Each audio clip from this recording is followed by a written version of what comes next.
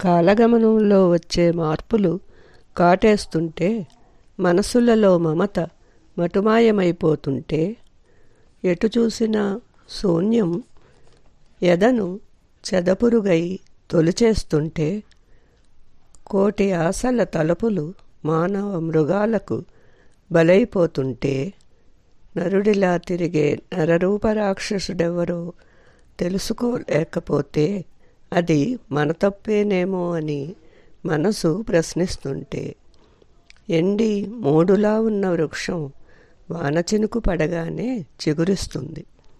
మరి మోడులా మారిన జీవితాలను ఏ మమతల చినుకులు చిగురింపచేస్తాయి? ఏ దైవం దివి నుండి దిగివస్తాడు? మనసులో లావా ప్రవాహపు మంటలు, కన్నీరింకిన కళ్ళు పొడివారిపోయి వేదనల వేడి హృదయాన్ని దహిస్తుంటే, ఎవరికి చెప్పాలి ఈ మదిలో రగిలే మంటని?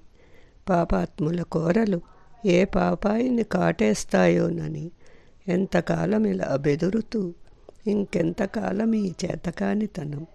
తులసి మొక్కలు పెరగాలంటే కలుపు మొక్కలని పీకేయాలి కదా.